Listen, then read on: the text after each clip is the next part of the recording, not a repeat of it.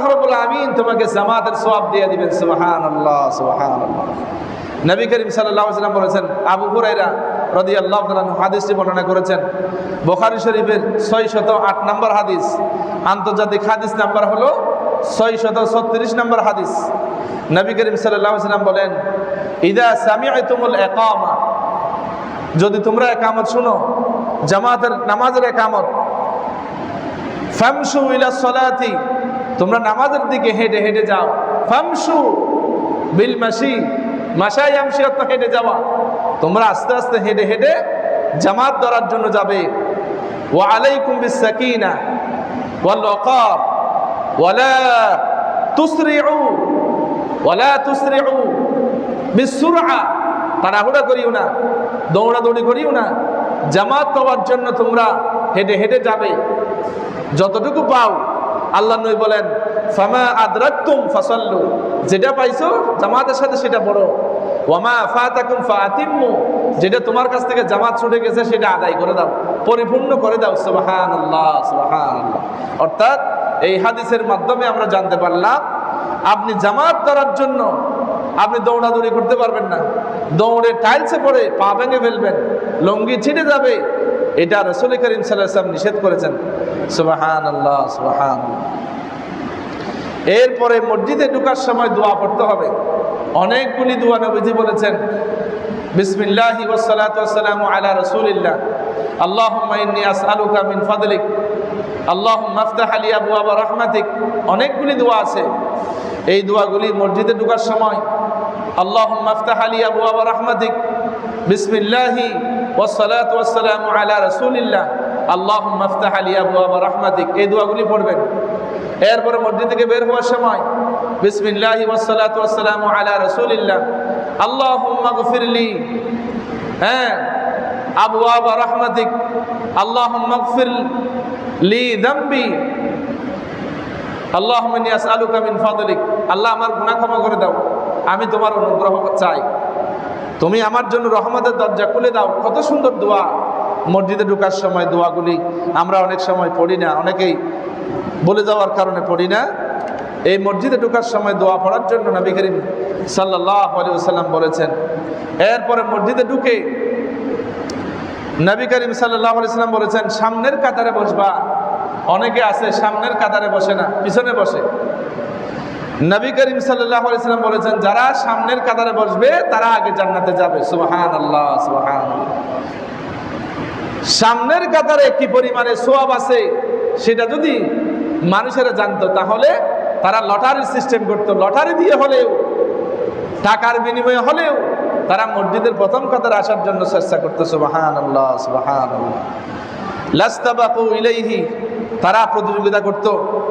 আইয়াস্তাহিমু আলাইহি লাস্তাহামু, নবীজি বলেছেন তারা লটারির মাধ্যমে, প্রতিযোগিতার মাধ্যমে প্রথম কাতারে বসার চেষ্টা করত।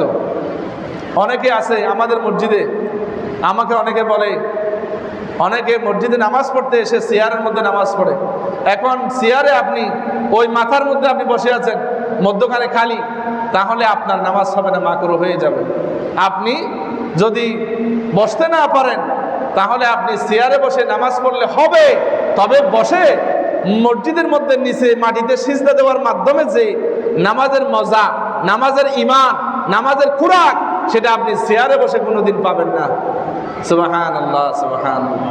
আপনি চেয়ারে বসে যে নামাজ পড়বেন, আপনি সিজদা মাটিতে দিয়ে, টাইলসে দিয়ে, সিজদার নিচে দিয়ে যে মজা, সেই মজা আপনি পাবেন না।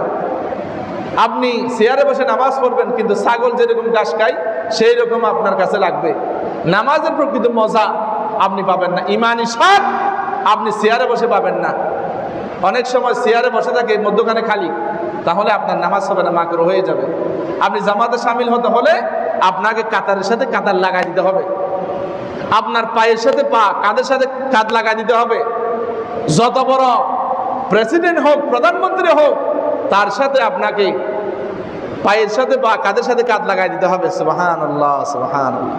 যদি আপনি চেয়ারে বসে থাকেন, মধ্যখানে খালি, তাহলে আপনার নামাজ হবে না। আপনি জামাতে নাই, আপনি একাকী নামাজ পড়েছেন, জামাতের সওয়াব আপনি পাবেন না। এই জন্য সামনের কাতারে কাতার পুরা করতে হবে। আমাদের মুরব্বীরা বলে, হুজুর আপনি ওয়াজ করেন না কেন?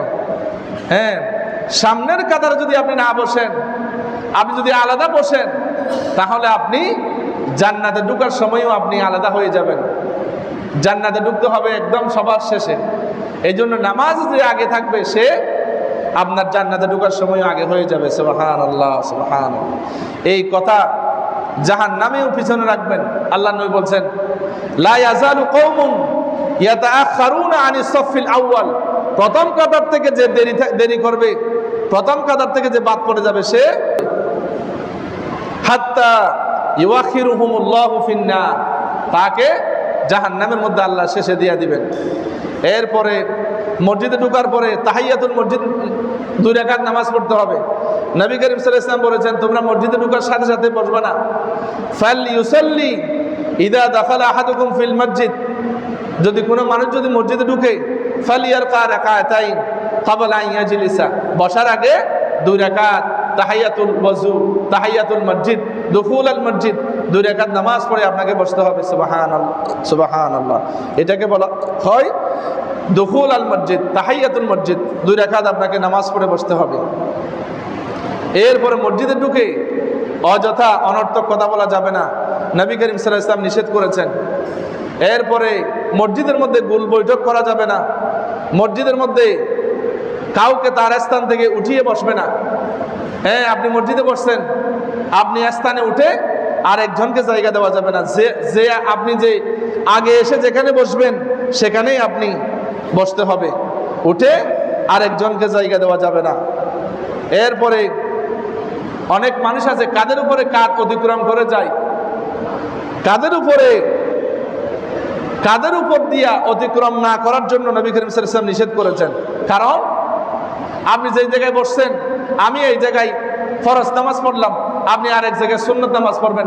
যত জায়গায় আপনি নামাজ পড়বেন, ওই জায়গাগুলি কিয়ামতের দিন আপনার পক্ষে সাক্ষী হয়ে যাবে। সুবহানাল্লাহ, সুবহানাল্লাহ।